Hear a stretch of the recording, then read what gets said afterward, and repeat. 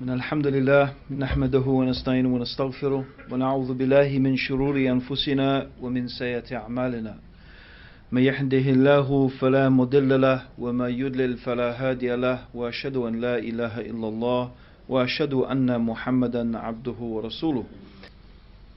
Hamza finished his talk by knocking on the door, and that's where I'm going to begin my talk. I'm going to go back to that knocking on the door, and I'm going to ask you a question. Without opening that door over there, can anyone tell me what's behind that door? The one over there. Huh?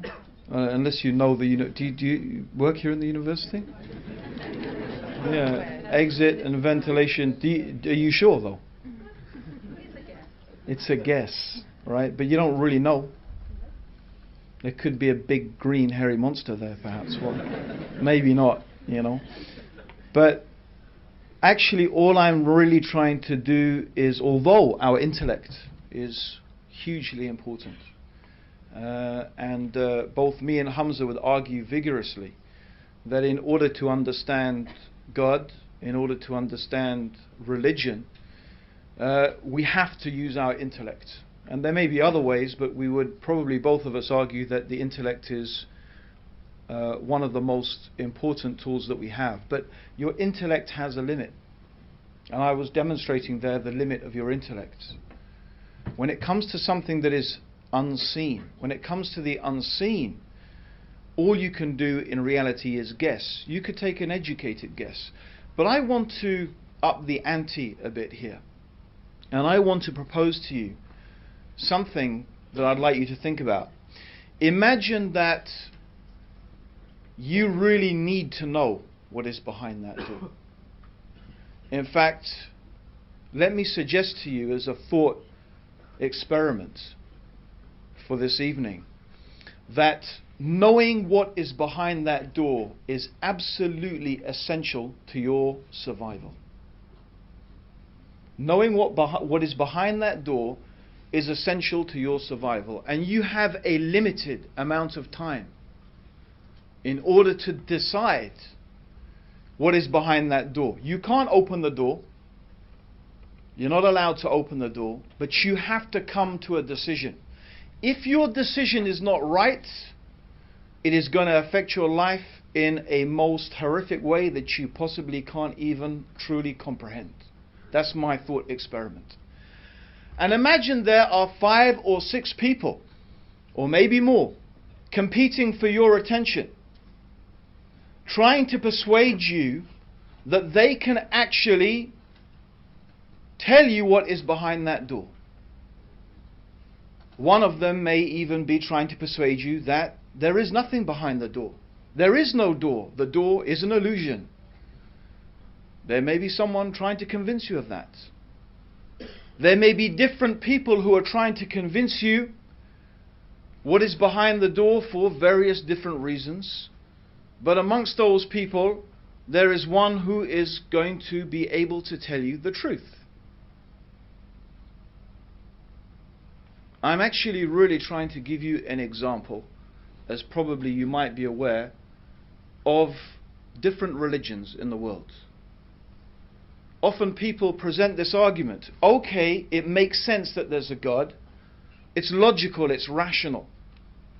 The most rational proposition, and I would just really sum up my opinion about Hamza's quite detailed and philosophical discussion, is that the most rational conclusion of the rational mind is that this universe has an intelligent, powerful creator, and that there rationally could only be one intelligent, powerful creator who is transcendent, who is different from this universe. So the creator of the universe is different from the universe.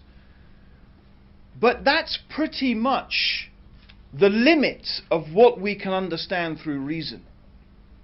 And I would say that actually, by the way, it is one of the, or perhaps even the most powerful argument for the truthfulness of the Quranic narrative.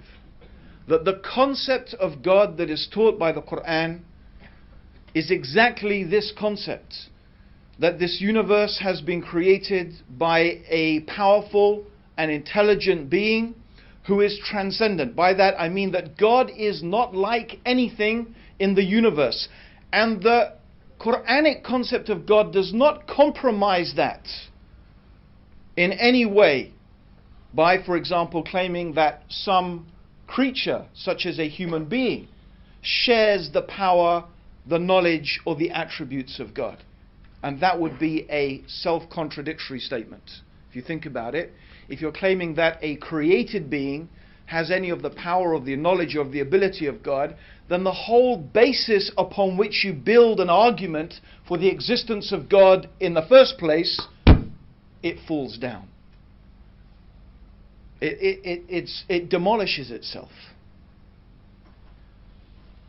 So that's what I would propose, first of all, is one of the most powerful arguments, one of the most persuasive arguments, that a person should believe what the Muslims are saying. Because the similitude or the example I'm giving of the door is really the example of the afterlife. It's the example of the afterlife. It's also the example of knowing God. How can we know God? Through what means can we know God? Is there a means to know God? All of these questions and more, the ones that Hamza also introduced. The purpose of life. Why are we here? What is it all for? What is the reason for our existence? These are, of course, all the questions that religions in various different ways try to answer. And there is another issue, the problem of evil. Of course, this has been raised a lot recently with the earthquake in Haiti, and before that with the tsunami. And constantly there are these disasters, and priests and bishops and imams and theologians and philosophers are presented, and how does God, a good God, let these things happen? And of course there are certain atheists, well-known atheists, who imagine that this is a very powerful argument, a very persuasive argument, that God does not exist. But I'm sure if you manage to follow Hamza and his arguments, you will first of all, and very importantly, realize that the existence, or what they call the problem of evil, has nothing to do with the existence of a powerful, intelligent being who has brought this universe into existence. It's got nothing to do with it. The existence of earthquakes and disasters and AIDS and human beings killing each other has got nothing to do with the question as to whether there is a creator or not. And trying to connect those two is an emotional argument. It's an emotional argument. It's not a rational argument. It's emotional. Extraordinary from people who claim to be atheists, who claim to be rational. There is no logical connection between the two things. How do you explain an organized, systemized universe? The most rational conclusion is an organizer, a systemizer. That's the gist, the very condensed gist of one part of Hamza's argument. So the real question here is, why does this creator allow suffering? Why does this creator let these things take place? Why does this God create a world in which there are earthquakes and tsunamis, in which children die, in which there is rape and murder and genocide? Why? Of course, I just painted the negative things. There's a lot of beautiful positive things as well we could talk about. Love, happiness, joy, peace, tranquility, friendship, literature, society in many different ways, different physical and mental pleasures that we experience consistently throughout our lives. So we shouldn't imagine that the world is just this grim, terrible place. But the question of these evil things, as they're called, evil things, is not a question about God's existence It's a question of why. Why does the Creator let these things happen? Now again, how can we know the answer? How can we know the answer? From where can we know the answer? Philosophy here really lets us down. And all ultimately we have is conjecture. And in Arabic it's called dhann, conjecture. Well, maybe this, maybe it's an exit. Well, it looks like an exit, it's got exit written. And obviously there are some good guesses we can take. But how do we achieve certainty? This is the question. How do we achieve certainty? From where can we get certainty? How can we be sure? Well, I would propose that the only way you can truly be sure, the only way you can truly be certain as to what is the purpose of your life, what is the reason for your existence, is when the one who gave you life and the one who gave you existence tells you. It's the only way you can be sure. The only way you can be certain is when God tells you, I created you for this reason. Everything else is guesswork. Everything else is speculation. Why is there evil? And I use this word in inverted commas, evil.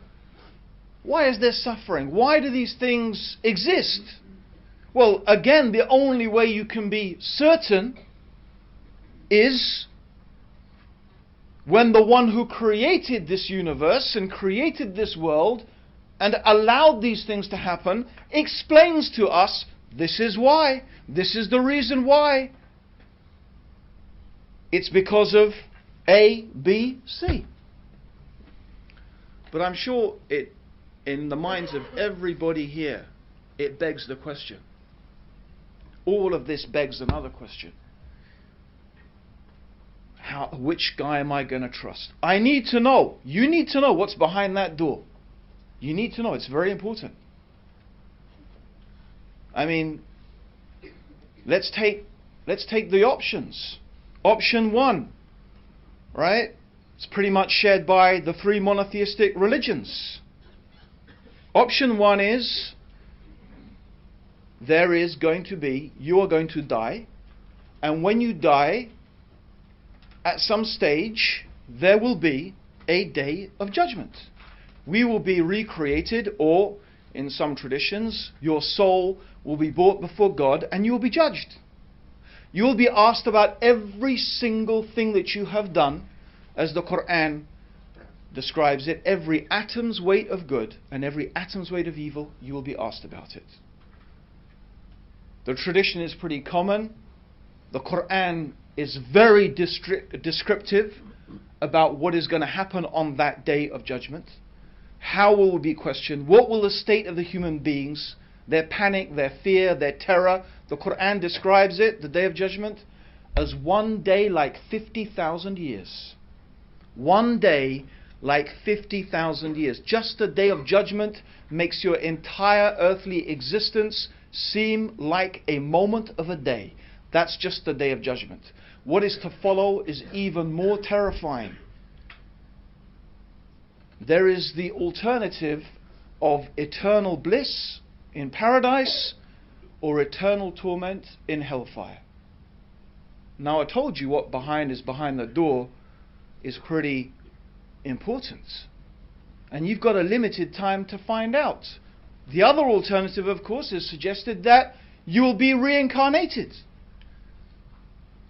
It may seem less compelling, but it's still pretty serious. I mean, I don't think I would like to be reincarnated as a cockroach or a rat or a donkey. I don't know, it depends where I was, a cockroach or a rat or a donkey, I suppose. I mean, if I was a dog in my mum's house, I might be quite happy. Okay, but still, I don't think so. But seriously, even if you believe in reincarnation, well, how do you know? How do we know? But it's a possibility that's being suggested, or is there nothing? Do you just dissipate as energy into the universe? How do you know? You've got different people making competing claims. How are you going to sort one from the other? What do you do? What criterion? You know, this is the thing I would like to know. what criterion are you going to use? The Quran tells us that throughout history, God, the Creator, has sent messengers. This is what Muslims believe. That throughout history, throughout the human history, God has chosen individuals from amongst the human beings to remind the human beings of the things that we have been discussing here tonight, not only about the existence of God, of course, but also about our relationship with God, about the purpose of our life, about the reasons why God lets things happen to us and how we are supposed to deal with all of that.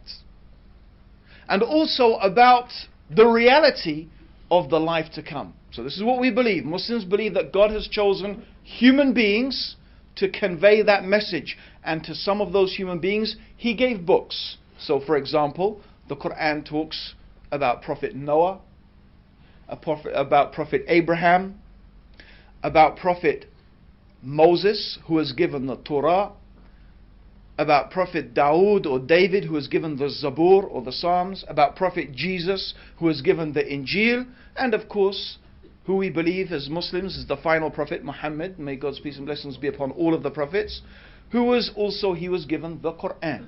So we believe this is the way that God has revealed knowledge about Himself. He has explained to us the purpose of our life, how we should fulfill that created purpose, and the reason why things happen the way they do. That's why God has sent throughout the ages messengers, to remind human beings, to tell them and inform them about this information. And we believe that those messengers have been given signs. So let's go back to the knocking on the door. Let's go back. Right? Someone's knocking on the door, or we give our example, we've got a select group of people. Right? And I asked the lady over there, who, mashallah, perked up and she said, that's the way out. What did I say to her? Can everyone remember what I asked her? How do you know? Huh? How do you know? No, I asked her Do you work in the university? before. Yes. What did I say? Do you work in the university? Why did I say that? Why did I say just the university, right? So let me now give you an example, right? If there's 5 people, 4 of them don't work in the university and 1 does, do you think your probability of choosing the right person is beginning to get a little bit more now? Yes or no? Yes. Right. But, shall I just accept her claim? It's important. You need to know what's behind that door. You've got time to question. Don't say you haven't. No, I want to play on my PlayStation. I want to play on my whatever this thing they call. I'm listening to my phone. I haven't got no. You've got plenty of time. Believe me, you've got enough time. In your life, you've got more than enough time. Ask the question. Okay? So she made a claim. I could just say, she looks an honest type of lady. She really does. So she's got a nice smile as well. That's going to convince me. Like, apparently most American, you know how you get to be voted a president in the United States of America?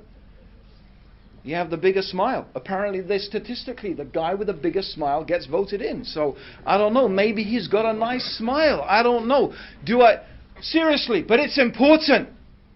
This is a really important issue. So maybe, I might ask her, do you have some ID? You say you work in the university. Can you prove it to me that you work in the university? She says, yeah, sure. So out of her back pocket, she pulls a pass. Right? This is the University of Newcastle, right? University of Newcastle, right? Northumbria. You see, there you go. Okay? I'm in the wrong planet already. Okay?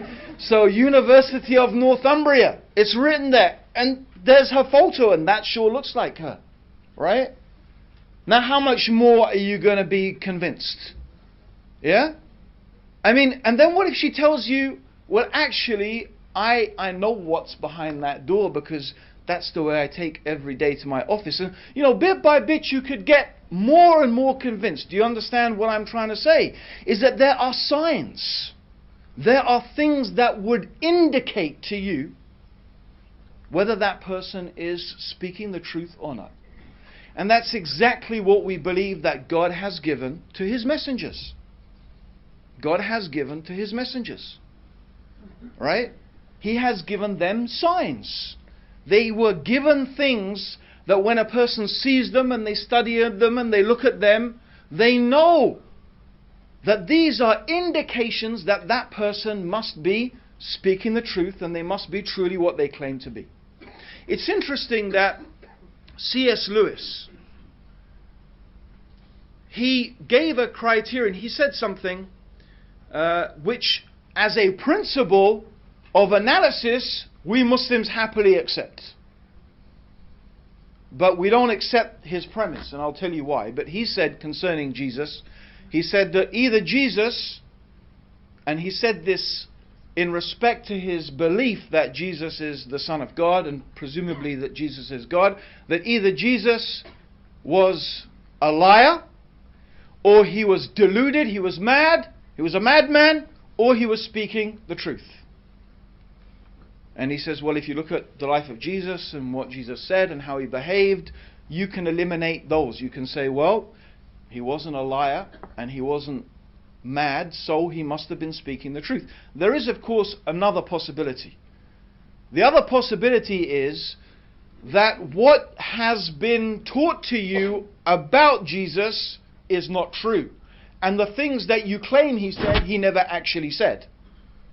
I just say that because although I actually accept the basic argument, I don't accept his conclusions for that extra reason. But let's just say, it's actually a totally valid analysis to make of any claim of any individual. Anything anyone claims, anyone makes a claim, they could be lying. Lying means they are purposefully trying to deceive you.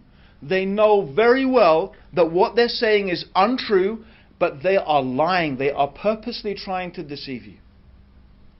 That's one possibility. And this, of course, applies to anyone claiming prophethood. I know what God says. I know God's telling me why you're here, what the purpose of life is, where you're going to go after you die. I know. How do you know? God told me. So you can analyze. Is he truthful? Is he a liar? Is he deluded? And each different person will display different characteristics. The liar, and as I'm sure you probably, most of us learn, I don't know, I learned that in my life, right? I learned that usually a lie leads to another lie, which leads to another lie, and then you have to lie to cover up the lie that came before. And you could be a good liar, and maybe you could go for quite a long time, but sooner or later, the pack of cards of lies just collapses around you. Because you just have to keep on making up lies to cover up. I think most of us hopefully learned that when we were kids, right? Okay? Maybe politicians didn't, I don't know. No offense to politicians. There are some very, very good politicians and who are sincere public servants. We have maybe an unjust view of politicians. Okay? It's just a cheap joke, really. But the point being, seriously, the serious point is the point about lying. It has a characteristic. Similarly, a deluded person. Now, what's the difference? A deluded person is saying something untrue, but they really genuinely believe it. That's different. You see, the person who is deluded is sincere. They actually really believe it. So they could display some of the characteristics of a truthful person, right?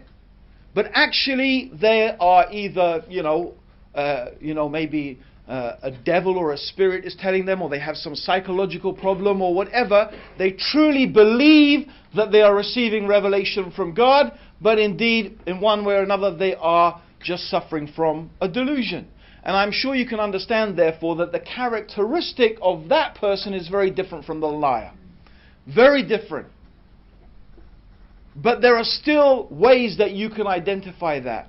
The third option, as long as we agree that what we are hearing and observing about this person is accurate, then the third and only third option is that that person is speaking the truth.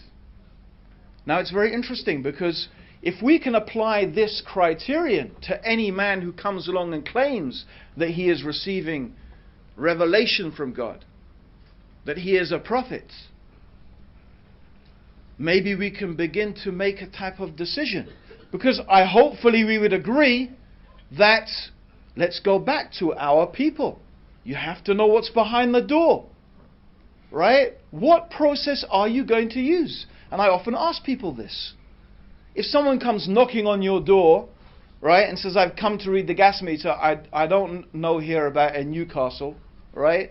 But I mean, in London, we live in an almost, I feel we live in an almost permanent state of fear. I really do. I haven't been outside to my garden for, I don't know, quite a few days, because it's been pretty cold and I was away, and I was on a trip abroad, and I came back, and sure enough, what did I find? Someone had actually crowbarred open the door of my garage and been rummaging around in the garage. It's my kids are terrified. My kids, but I didn't even tell them, because they live in fear. Which is what we could come to about, does our society need religion? I think Hamza introduced that subject very nicely with the problem of, how do we know what's right and wrong and good and evil? What's our morality based upon? If we don't have religion, do we even have morality? Isn't it morality therefore just a social construct? It just changes from hour to hour, minute to minute. And if it changes from hour to hour, minute to minute, do we even have really morality? No, that's his argument, and I agree with it. We don't. It's illusionary. You need, and this is why I'm going, you need this certainty. But the certainty is important. We need to know that this is really from God, and this is our problem. In the rational age, we need a rational explanation. We need a religion that not only teaches us morality, but we can have rational reasons to believe that that religion truly is from God. And I would invite you to make that examination, not based, by the way, on morality.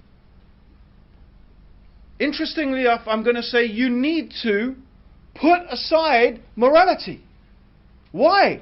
Because it could be that our society has adopted a whole fallacious approach to morality anyway. Where have we got to? What have we concluded with? Maybe we have reached a stage where our moral compass has lost its bearings. You may say, well, Islam is immoral because of what? Because of, and then you make some pointers. You come up with all maybe the misconceptions, and maybe those things are even true. You say, well, Islam this, and Islam says that, and Islam allows this, and Islam allows that. But your judgment is based upon what? Your judgment is based upon what? Your culture. Your present state of morality. Interestingly enough, by the way, back in the days when, well, you could, I don't know, maybe there are some of us here who would say back in the days when Britain was great and we had an empire, and there'd be other people who were saying, what are you talking about, great British Empire? Funnily enough, I had this discussion yesterday with a barrister who's originally, her family's from Bangladesh, not very impressed with British Empire. So, but the point is that actually a lot of the things that people may criticize Islam for, they were things that were practiced here in Britain. It's interesting when this whole thing comes along, Muslims don't agree with British values. What British values? I think we'd probably find that Muslims have more in common with, say, Victorian values than maybe modern values. But was Victorian times less British? Was that part of Britishness? I don't know. I mean, you tell me. What's that mean?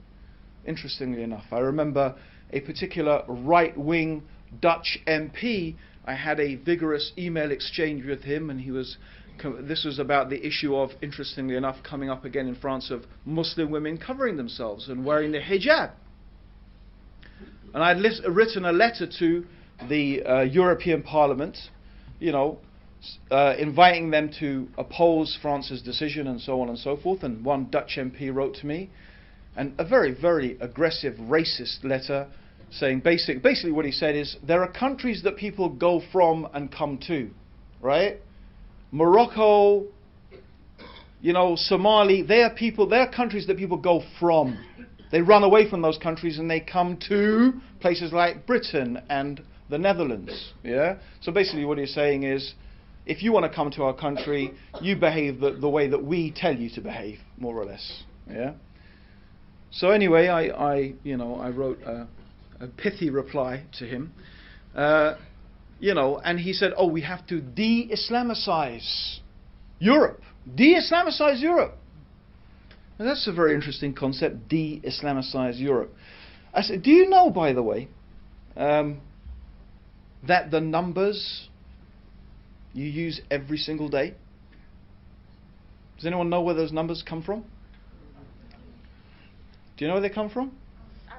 They're Arabic numbers. 1, 2, 3, 4, 5, those actual numbers, the actual shapes that you use, the numbers you use, including, by the way, the 0, are Arabic numbers. So if you want to start de-Islamicizing Europe, get rid of the numbers. Yeah? I mean, just make sure you do a thorough de-Islamicization. Yeah? And especially the use of 0, which was unknown except in India, but it was developed into practical application by Muslim mathematicians who developed the use of the 0. Of course, algebra, you can't even imagine basic things in our society existing without algebraic equations. I mean, some of us may quite happy to get rid of algebra, but I think on a practical scientific point of view, we couldn't do much without it. But algebra, of course, is something. The word itself is Arabic, al-jabra, from Kitab al-Jabra, which was written by a famous Muslim mathematician who developed the whole system of algebra, by the way, in order to calculate the zakat. So I won't go into the whole thing. I mean, what do you mean de-Islamicize? So, I mean, my point is morality. If you're going to use the position of morality, that's not a good position to take. No, we have to go back. We have to look at the basics. And I'm asking you now to make an analysis, to look at the Prophet Muhammad. May God's peace and blessings be upon him. In the light of these three things, just these three things, was he truthful? Was he deluded? Or was he a liar? You could do that by reading his life, but it's very interesting, and since I don't have time, obviously, to discuss many aspects of this, I would just like to propose to you two things, just two things I want. First of all, it's very interesting that, of course, there is a long history of polemic against Islam.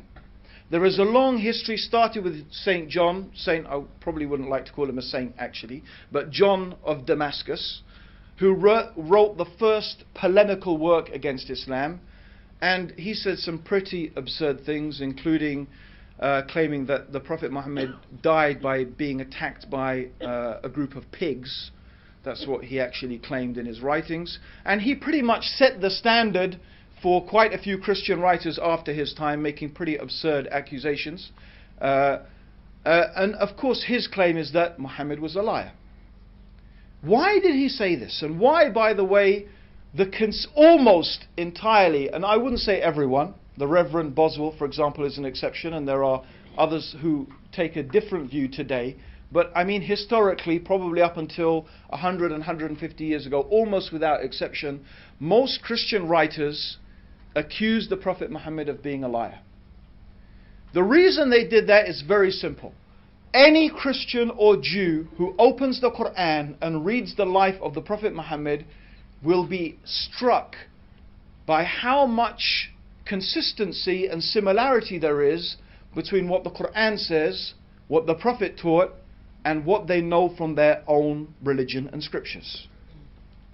In fact, some of these things are very detailed matters of theology and philosophy, religious philosophy and law. In fact, some early Christians thought that the Prophet Muhammad was actually a bishop, a former bishop. That is the level of information they recognize, because they have to explain, where did Muhammad get all this information? Where did he learn about heaven and paradise and the hellfire and Moses and Jesus and Abraham and Noah and the detailed dietary laws and so on? Where did he get this information from? Well, he must have learnt it from a priest, from a rabbi, from this and that, and then he must have what? Made it up and invented it and made this religion together. That's the only way they could explain and still obviously not agree that Islam was the truth, by saying, well, he must be a lie, he must have invented it. And it's very interesting that there is another group of writers, and these writers are much more modern, and people who have now accessed themselves to the sources and have begun to read for themselves about the life of the Prophet. In other words, not relying upon these Christian polemicists. And they said, well, that we don't really find evidence from the life and character of the Prophet Muhammad that he was a liar. In fact, it's extraordinary. His people used to refer to him even before he was a prophet, or he claimed to be a prophet, as they would say. They used to refer to him as Al-Amin, the truthful and the trustworthy one. And they give many examples of his behavior, of his character, totally out of character of a person who is a liar. In other words, they testify to his truthfulness, his honesty, his absolute sincerity, and that they say it's not possible that he was a liar. They say, but he must have just thought that he was a prophet. He must have really believed it. He believed it, but he was, epileptic, and people who have epileptic fits, they have these visions and so on and so forth. And so they tried to explain this by saying, well, he was deluded. He thought he was a prophet. That explains his sincerity, that explains his behavior. But of course, he wasn't speaking the truth any more than the liar was. But they can't reconcile his character with being a liar. But the interesting thing is, you can't be a liar and be deluded at the same time. That's why there's only 3 possibilities. And I'll give you an example. If you are a liar, if someone comes and asks you a question, as it happens a lot in the Quran, a lot of the time the Quran says, they ask you, O Muhammad, they ask you about this, they ask you about that. And then the Quran gives an answer. So imagine this, someone comes and asks the person, we're going back to our people, imagine here, remember, you need to know what's behind that door. So they come and ask a question. Let me test, let me see if this person really knows this. Now if you're a liar, what are you going to do? You want to give the right answer. So if a rabbi or a Christian, or he's coming to you, what would you do? If you've got your source of information, you want to give the right answer, you're going to either construct a very ambiguous reply, or you're going to go back to your source of information and you're going to find the answer and then deliver the answer. It's a lie, it's a deception. If you are deluded, you think that God is going to reveal it to you. You don't need to go and look for a reply. You don't need to go and search out the answer, because you're really sure that God's going to tell you, because I really believe I'm a prophet of God. Do you understand how you can't be a liar and be deluded at the same time? Yet actually, if you try to look, where is the source of information? There were no priests, there were no rabbis, there was no one we can identify from where the prophet could have got this information. His character, as we know, and we can examine it, was the character of a truthful person. I just want to give one example. One example, and it's from a vigorously authenticated source. This is an amazing example, and I just leave it for you to ponder on it. After many years of the Prophet preaching his mission, suffering incredible hardships, difficulties, seeing his beloved wife Khadija of many years die after a boycott, having seen his followers tortured, killed, forced into exile into Ethiopia, the Muslims suffered terrible things. Eventually a group of people in a city called Medina invited the Prophet Muhammad and his companions to come and live there. And it didn't stop. Even then they were gathering armies to try and wipe out the Muslims. So you can imagine, this is going on for now, let me see, by that time must have been nearly 18, 19 years. And in Arabian society, it's very, very important, it was important in those days to have a son. In fact, they used to mock the Prophet Muhammad because he didn't have a son. He had daughters, but all his baby boys died. And it was a source of mockery of the Prophet from the pagan Arabs. Actually, what happened was, after these 17 years, he had a son. There was a son from one of his wives, Miriam. She gave birth to a son. His name was Ibrahim. And when Ibrahim was 6 months old, a little baby, he died. Actually, he died in the arms. The Prophet was holding him as he died. So this child died in his arms. And even the Prophet was crying. And they used to think that, you shouldn't cry when someone dies. And, they said, oh, Messenger of God, you told us not to do this. He said, no, this crying is from compassion. It's not from disbelief in God or questioning God. It's just from compassion for that child. That's allowed. Anyway, it's not the point. The point is that on the same day that his son died, there was an eclipse of the sun. So his son dies. On the same day that his son dies, there is an eclipse of the sun. Now even today I've told some people that, and I didn't even finish my story, and they said, that's amazing, he must have been a prophet. Right? And sure enough, by the way, at that time people came running out. They said, look, even the sun darkens for the death of the child of the Messenger of God. This is what the people were saying. Now imagine this, please think about it. If you're a liar, you've been inventing all these years, trying to persuade people you're a prophet and this and that, here's your chance. I mean, okay, your son's died, but still, after all of this, you'd say, you see, I told you, everyone. Didn't I tell you?